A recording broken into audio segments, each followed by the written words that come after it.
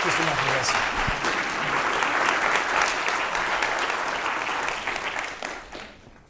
Thank you so much, dear Professor, because your invitation for me, it's great honor.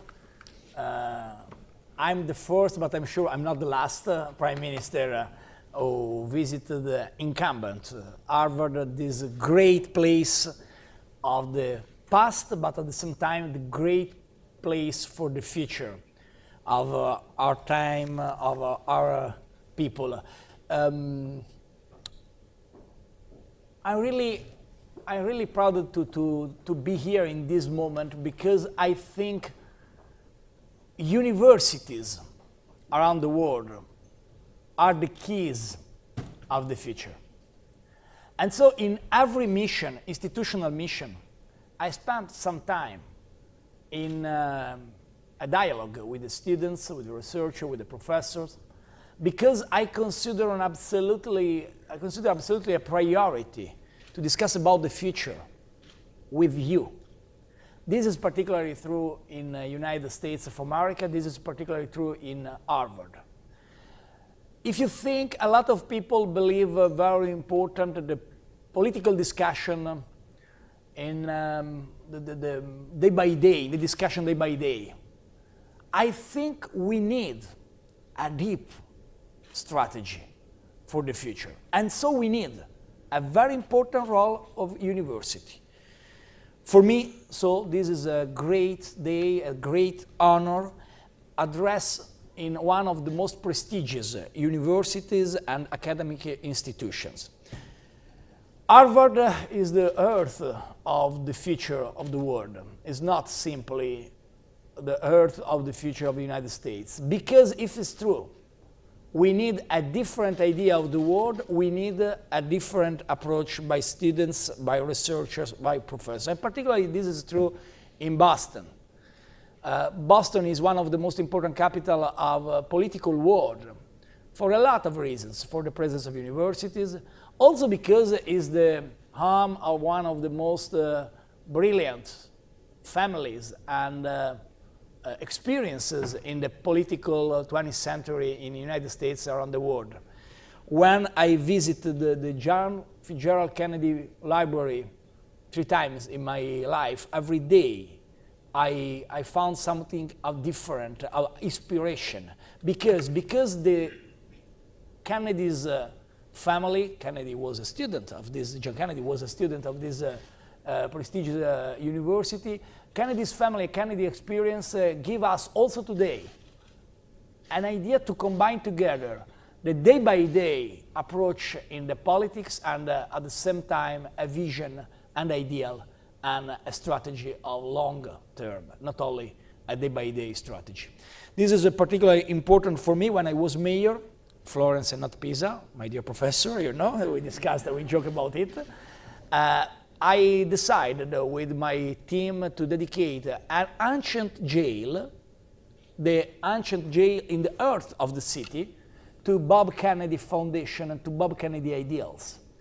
You can imagine this jail was in the heart of the city, in downtown Florence. Florence is a very little city, but in downtown there is this ancient jail called Le Murate, and in this jail we open a place of freedom for the freedom of information, of press, of dialogue, of blogger, exactly in the heart of the city, and the name is dedicated to Bob Kennedy with the support of Bob Kennedy Foundation. So Boston is that also for us.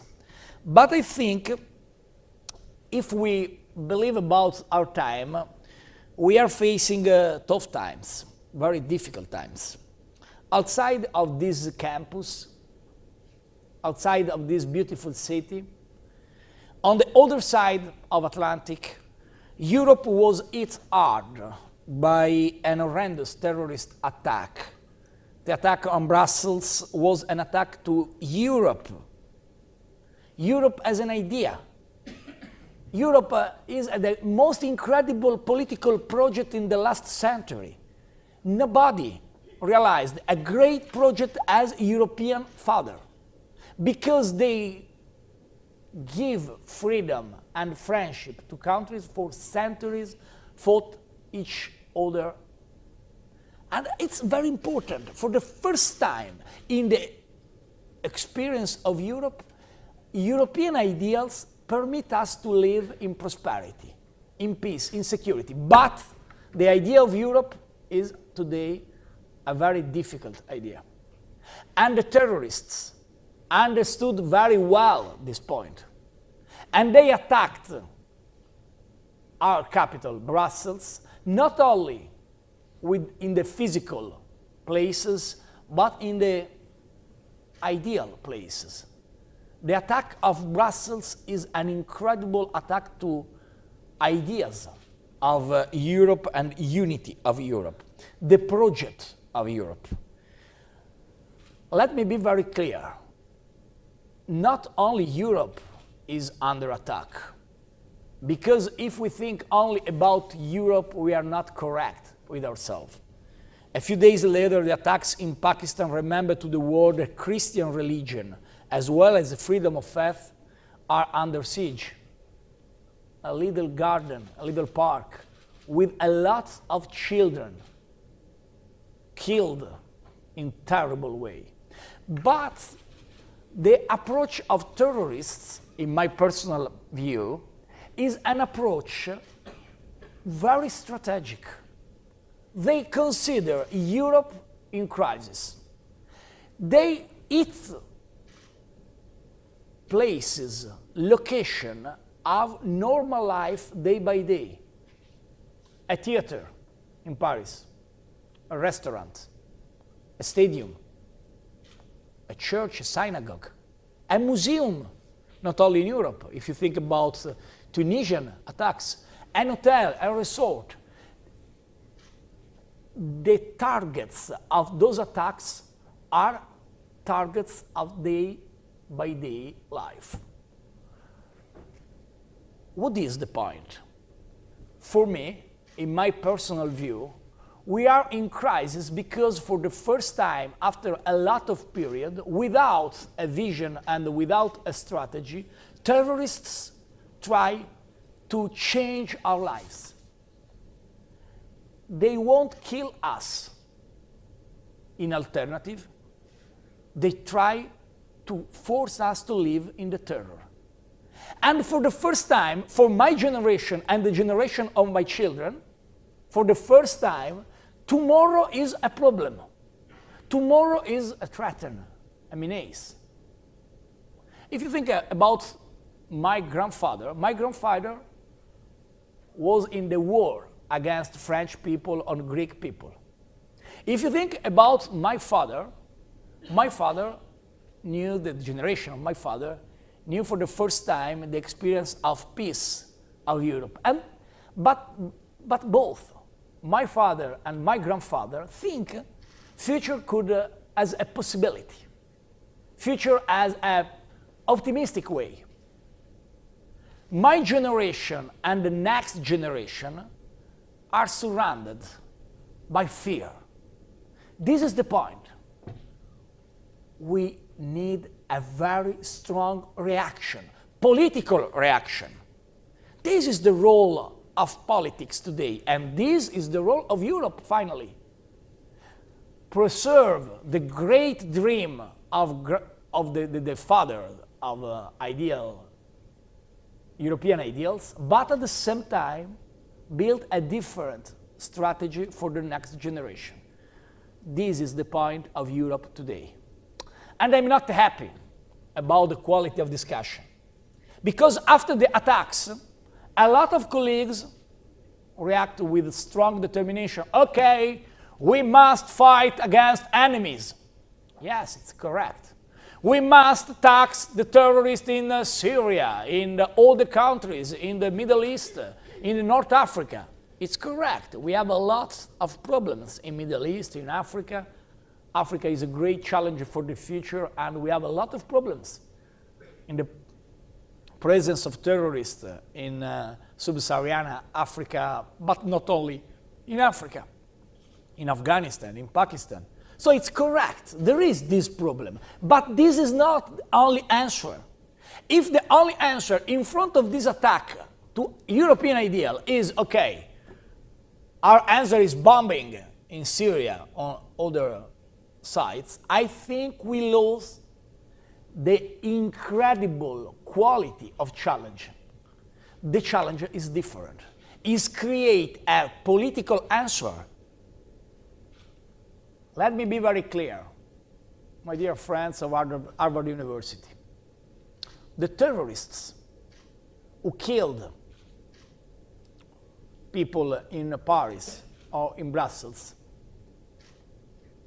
didn't come from Syria, or from Libya, or from Tunisia, or from Afghanistan. They grew up in Europe. This is the point.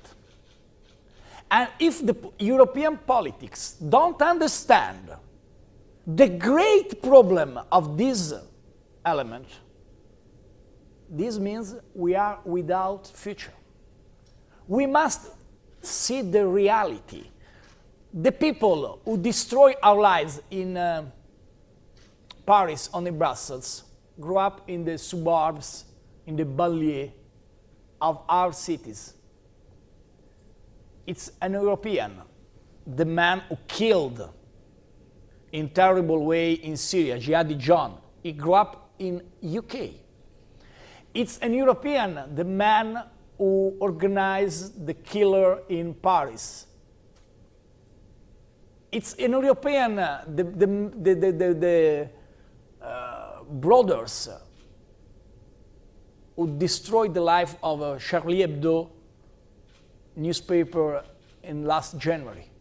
It's an European, the team who destroyed airport in Brussels and station near to European institutions. So what is the answer by Italian government? The first point I want to share with you and with the students. I think the reaction by European institutions must be in both directions. First, an investment, very important, in cyber technology, in security, share information between secret services and intelligence, give finally a European model of defense system. This is very important. We need also an answer in this field. But at the same time, we need an incredible investment in a different way. The position of Italian government is that for every euro invested in security, we need an euro to invest in education. For every euro invested in police, we must invest 1 euro in the urbanistic model of cities in Europe. For every euro invested in cyber technology, we must invest 1 euro in theater, in sport, in museum, because it's exactly our culture the target of terrorists. I know this position for the moment is not majority, but it's a very important position by Italian government. I hope my colleagues, my European colleagues, accept this approach, because without this approach, we are not in condition to fight against the enemy. The enemy is not only abroad. The enemy is inside our cities, inside our borders. This is the first thing, very important, and I believe this is a very great point of discussion in the next months in the European debate. Because when 9/11, New York City was hit by terrorists, was clear. This attack was a foreign attack against the United States, the country of freedom. Now the situation is different. We have a problem with our citizen, our education model, our urbanistic development. Just one consideration. In the newspaper, a friend of Salah is the guy, or the killer, who destroyed, who belonged to the team who participated and organized the attack in Paris in November 2015. one friend of Salah, in an interview with a newspaper, European newspaper, used a very terrible expression. He spoke about Molenbeek. Molenbeek is this quarter of Brussels, in which Salah was protected in the silence by the neighbors. So, after the good operation and when Salah was in jail, this friend of him told to journalists, only you, foreigners, you can imagine Salah could escape from Molenbeek. Because this is our city. Attention, the very particular expression is only you foreigners. Who is the foreigners in our city?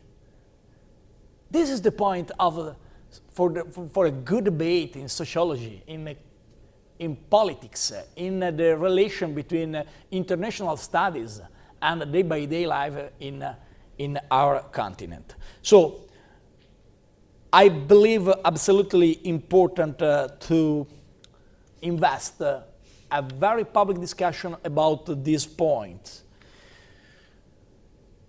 I'm sure you don't even think about death if you have a place to go.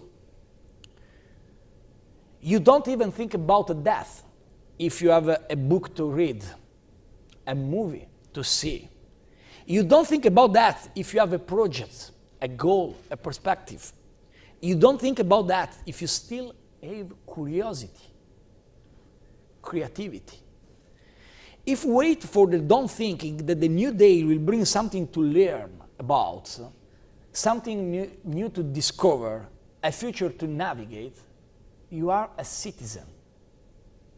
The risk in this time is lose our idea of citizenship. Become only number. We are citizens, not numbers. In the time of big data, we must be citizens. In the time in which social media are very important, it's time to be leader, not only follower. Second point, I think this is a moment in which government must show something very concrete. If you think about the situation in Europe in this moment, you can see the last elections show in every country a problem for the government. Obviously, I'm really happy because I'm the last one to go to election. So before me, there is a lot of colleagues of the elections. But if you think Ireland, Spain, Portugal, Greece with 3 elections in 2015, Denmark, Poland, the problem for the government are very big. Why? My personal position is that for 2 reasons. First, because European leaders choose a wrong direction in economy. They decide to invest a lot in austerity, austerity, austerity. And they lost the opportunity to give hope to the new generation. If his dream for a country is austerity, austerity, austerity, nobody could fall in love with the politics. But nobody could give answer, concrete answer, to the problems of the new generation. Let me be very clear. In some of our countries, the problem of populism is not created by terrorists, not only by terrorists, but before is created by the lack of employment, by the crisis of economic model. And for this reason, I think the European approach of fiscal compact, of treaties, was a mistake in the last 5 years. there is a problem in direction, in the political and fiscal direction in Europe. So, there is a second point. We need a system, institutional system, able to give power to winner in the elections. I know for American citizens this is not very problematic because it's normal. The winner wins.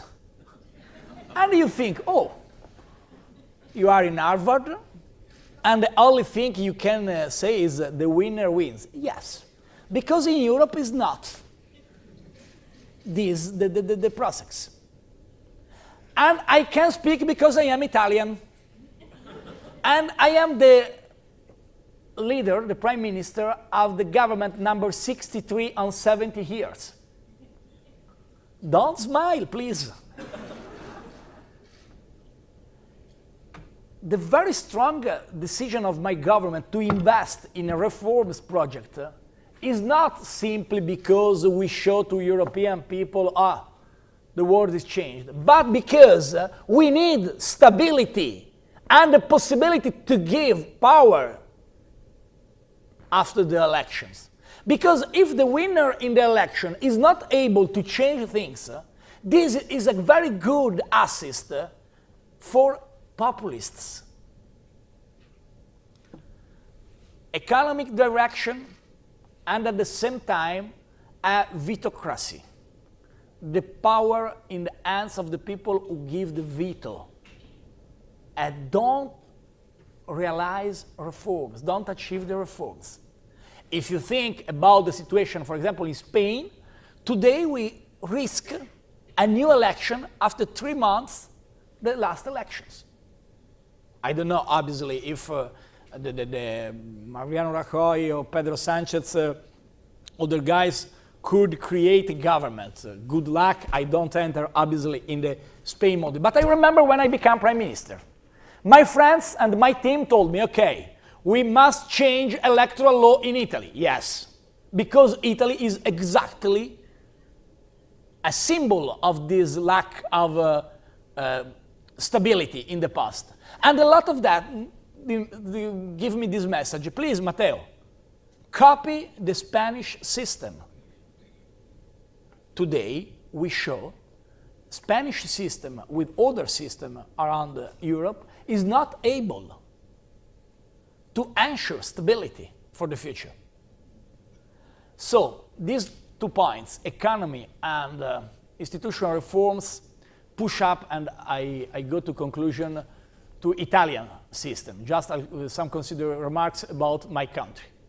First, Italy lost the opportunity to discuss about economic direction because the discussion about fiscal compact and economic strategy was in a terrible moment for Italy. Italy was in very hard times 4 years ago, 3 years ago, 5 years ago. And so we come back to the period of very great recession. From 2012, 2014, we had 3 years of recession. But now, after the Jobs Act, the reform of labor market, I use the same slogan and the same brand of Barack Obama. I asked the permission to President Obama. He told me, don't worry, Matteo is open source, don't worry. But we create a system more simple, also because worse was impossible in Italy. So we give a simplification, and now the labor market is okay. And now the reduction of taxation is began for the first time. And now we reduce the level of political impact in the economy. Just to make an example, 2013 direct foreign investments in Italy, 12 billion of euro. 2015, 2 years after the reforms, we changed 74 billion, 12, 74. It's a very great change. So we achieved the result of reforms in our side. Homework is okay. But now we are in condition to give our position to European colleagues. This approach of European economy is a terrible mistake for European citizens. It's good only for 1, 2, 3 countries. But also for that countries could be a problem in perspective. Because if Europe loses the role of more dynamic economy, as in Lisboa project of 2000, this was the goal, we are finished. First, Italy realized reforms and now is in condition to give a message of radical change in the economic direction. Second point, and I conclude. Italy finally invests in the structural reforms. I'm very glad because next week, in the next 2 weeks, we conclude for the sixth time the process of change of Senate.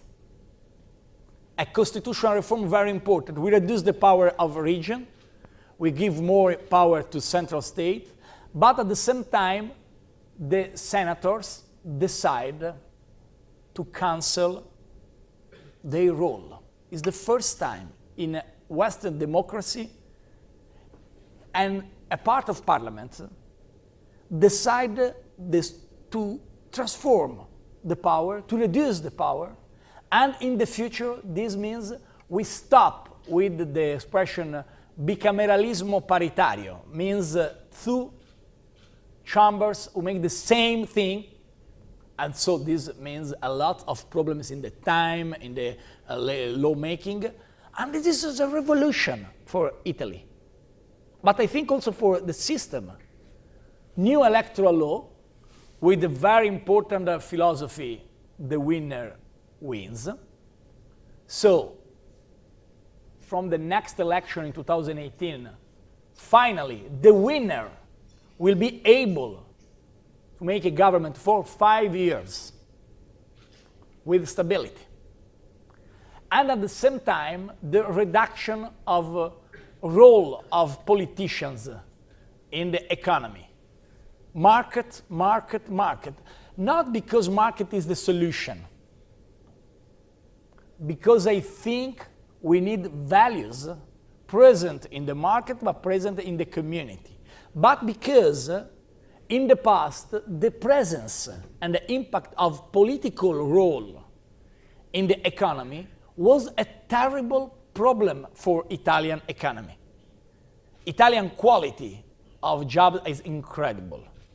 We must finally open the mind, open the doors, and invest in a different vision of the future. So, I think if we finally are able to change approach, and finally we invest in a different vision, my personal position is will be able to maintain the legacy of our past. John Kennedy said, change is the law of life. And those who look only the past or the present are certain miss the future. For Italy, this is not easy, because the past in my country is incredible, is wonderful. Everyone loves the past in Italy, because it's beautiful, because it's important, because it gives a lot of message to ourselves today. But now it's time in Italy of a new generation who believe important also the future. We love our past, but we belong to the future. And so for this reason, change is the law of life. Change in Europe, €1 for security and €1 in education. Change for Italy with the structural reform, change in the political and economy way in a moment in which we have a lot of dreams. The risk for my generation and the generation of my children is the dream become nightmare. I consider a priority for me and my team create the possibility and the opportunities for the new generation to live dream and not only nightmare. Thank you so much. Thank you very much. Thank you so much.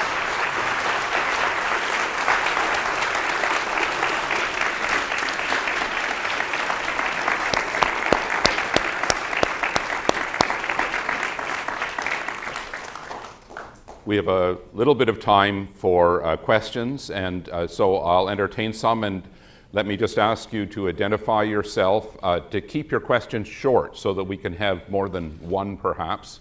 And remember that a question ends with a question mark. So, Alberto Alesina. And there are microphones. Yes, he's there. Wave your hand and... Thank you very much, Mr. Renzi, for a wonderful speech. I have a question about austerity. And I agree with you, we need more fiscal flexibility, but there are two types of fiscal flexibility. One which implies an aggressive cut tax now with the gradual reduction of spending because we can't have deficit forever, or one which implies more spending today and more taxes tomorrow to pay for it. Which one of fiscal flexibility do you prefer? And related to that, if in your flexibility you also see some role for government spending, what would you cut, particularly if we want to spend €1 on security and €1 on education? Thank you. I introduce Alberto Alesina, a very important professor in... I forgot to introduce myself, Alberto Alesina from the economics department. Professor of Harvard and very brilliant mind, Italian mind. I give an answer. Yes, please. Well, Professor, you know, my personal position is that Italy's debt is too much big. In this moment, the level of debt is 133%. For the first time in 2015, we stopped the growth. But the problem is the relation between GDP and the debt. Because in the last 3 years, with the recession, the GDP was our first problem. With the government of Mario Monti, GDP in 2012 had minus 2.3%. With the government of Enrico Letta in 2013, the level of GDP was minus 1.9. And the first year of my government, 0.4 minus. So if we have the GDP negative, it's impossible to reduce the debt. The growth is the priority. To give a possibility to growth, we must reduce, obviously, we must give finally a signal in the spending review. But also the spending review, it's a problem for the growth because we reduce our expenditure of 25 billion euro in the last 2 years with my government. So we reduce the expenditure, but this for the GDP, it's one more problem. So the combination, I know I don't know if Professor Alesina appreciated this Keynesian approach, but I think we must combine together spending review, reduction of taxation for the first time in Italy, with a lot of intervention.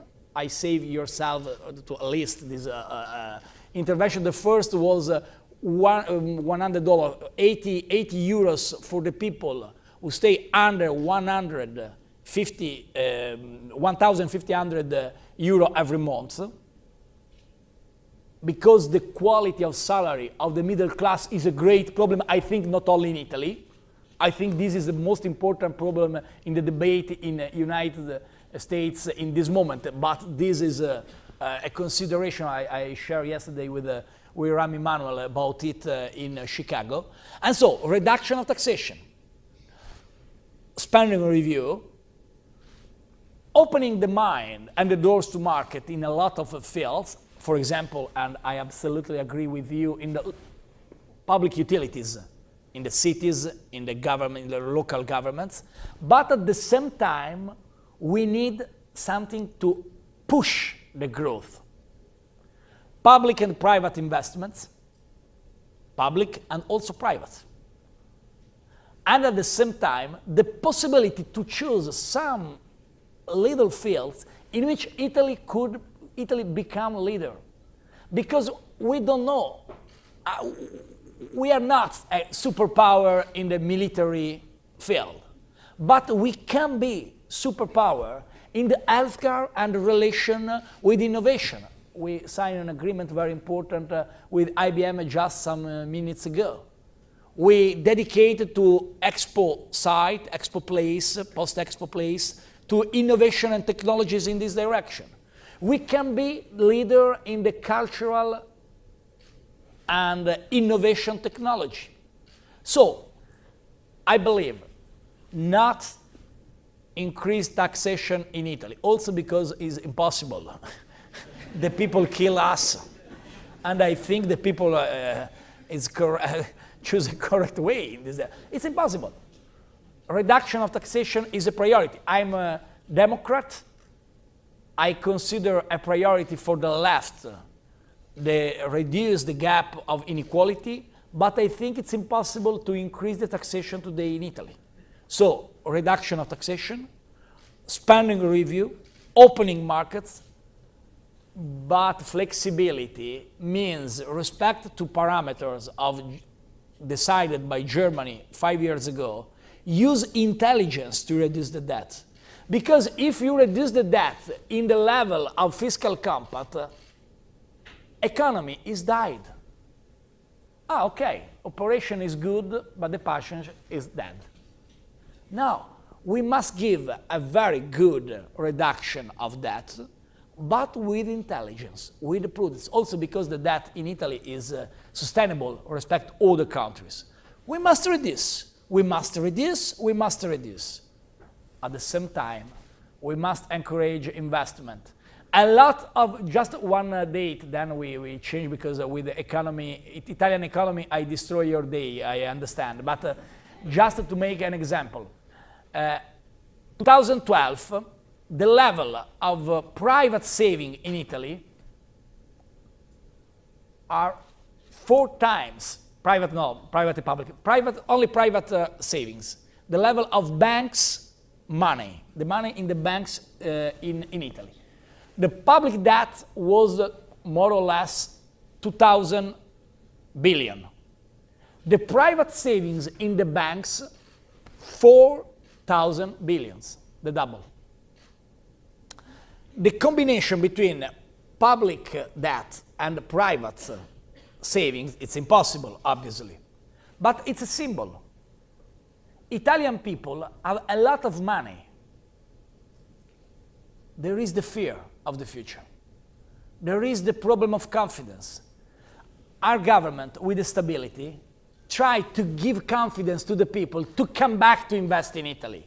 But to invest in Italy, we must invest without political powers in the economy, without the traditional friends of France in the economy system, open to the market and to the model of freedom, this possibility.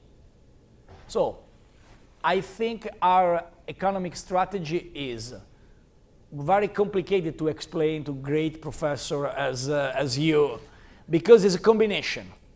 It's not a traditional right approach, it's not a traditional Keynesian approach, taxation and investment. I think we must reduce the taxation because the priority for middle class in USA as in Italy and Europe, and at the same time encourage a push public investment, private investment to grow up the GDP, because without a growth of GDP, it's impossible to reduce the debt. Thank you very much. In the front here, Pietro Gaglione. Thank you, Mr. hang on for the microphone, and identify yourself and remember the question mark. Yes. Buongiorno, Presidente. I'm Pietro Galeone. I'm one of the students here at Harvard College.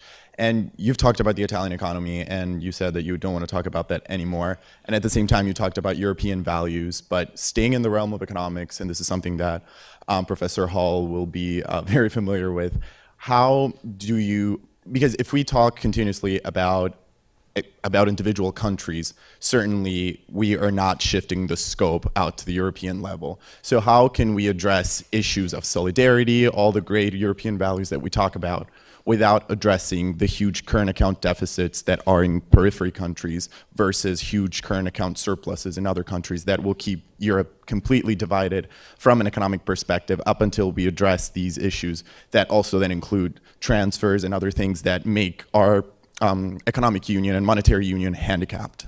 Thank you. This is a good question, because your question is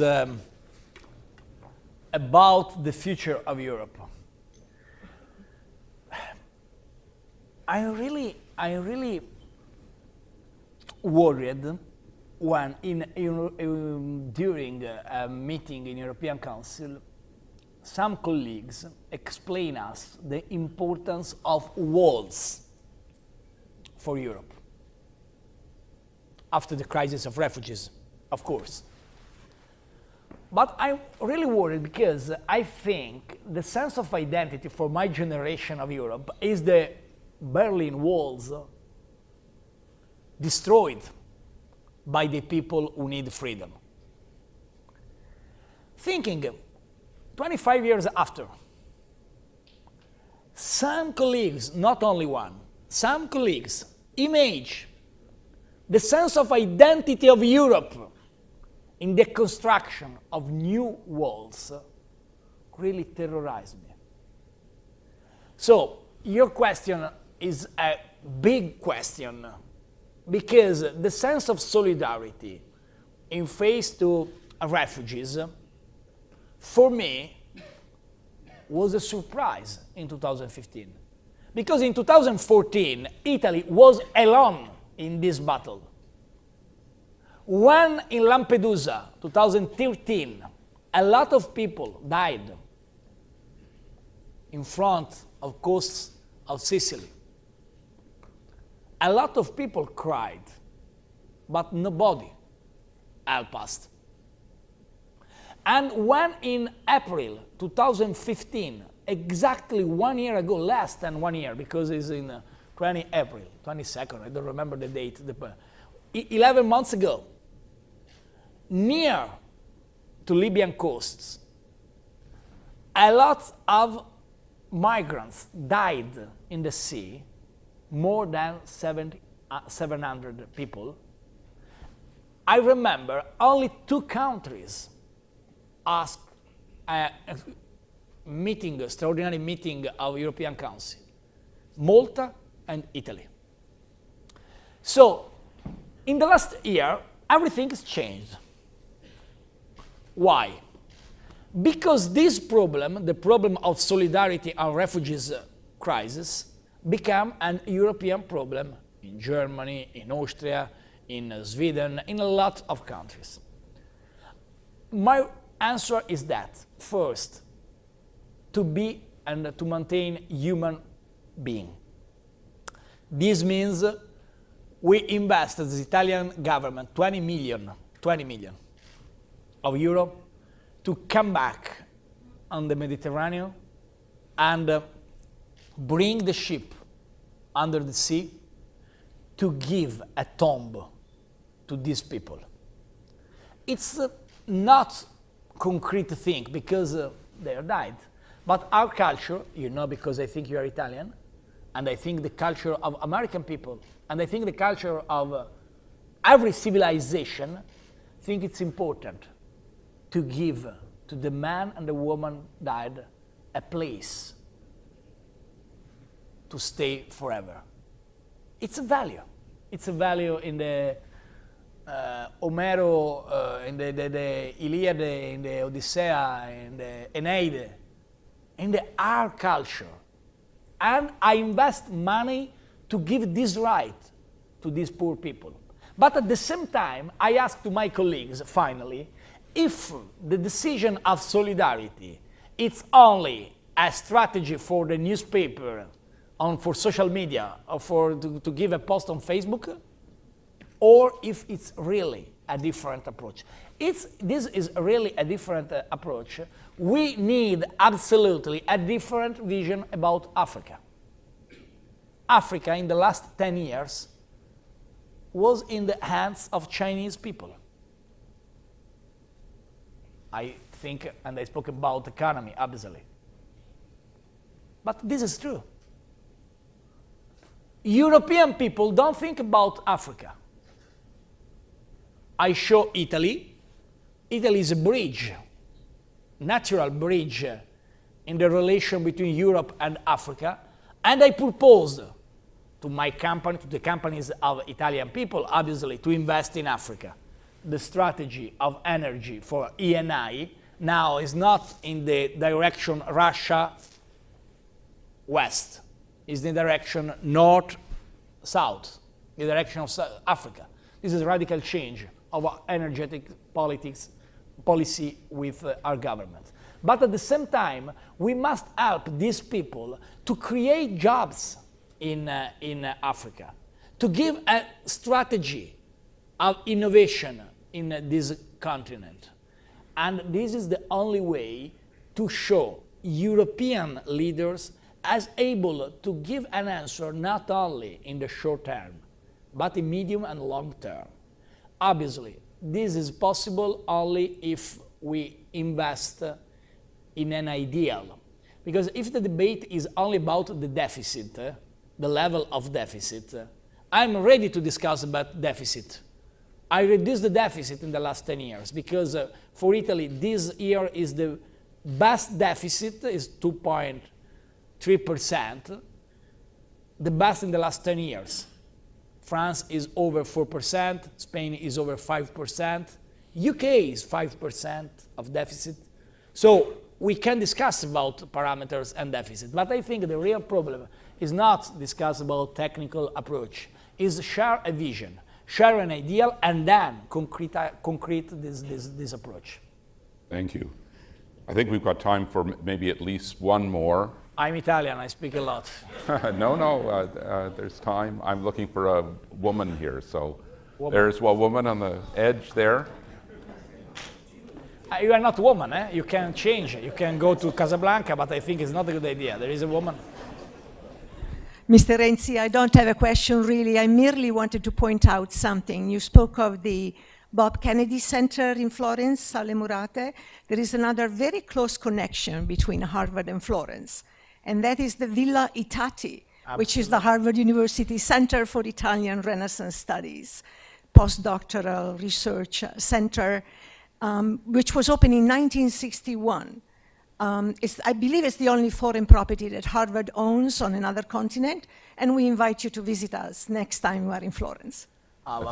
This is advertising for Harvard, and I appreciate it very much. I think really Villa Itati is a wonderful place, one of the most incredible view of Florence, and I don't speak about all the cooperation between Florence and the United States of America because the first was Amerigo Vespucci. Amerigo gave the name to America. It was a mistake, because but the name of America comes from Amerigo. It's a good thing the name is Amerigo because it's the name is Vespucci. You can imagine United States of Vespuccia, I think. My dear Vespuccian people, I think is not good. So the first was absolutely, the first relation between Florence and the United States are Amerigo, but I'm really happy to give this signal of attention to Harvard and Villa Itati. In general, we have a lot of American universities in Florence, and I think this is very important for the high quality of sense of citizenship in my country, in my city, in my former city. Unfortunately. We'll take one more from the lady on this side. Yes, right down here. Yes, wait for the microphone, and please be very brief because we have only 5 Don't make minutes advertising left. for pizza. No. Pizza, it's impossible to have a Villa pizza. My name is Nadia DiCarlo. I'm a consigliere for the Comites, and you recently endorsed fellow Wellesley College alumni Hillary Clinton for office, and you also included a lot of women in your cabinet. I was wondering, because of your help and you started a ball rolling, Italy still suffers from a big gender gap and a wage gap, with half the women are not participating in the labor force. What are some measures Italy has taken to ameliorate this problem? It's a good question. In the politics, I think it's easier than in the rest. And I choose a lot of women for a lot of responsibilities in my cabinet, but also in the companies. It's a woman, the president of ENI, the president of Enel, the president of Poste, and CEO of a lot of companies, the direct technicians, director of a lot of offices. So, ministers, managers, technicians, good. The problem is the life, day by day. This is the problem of gender gap in Italy.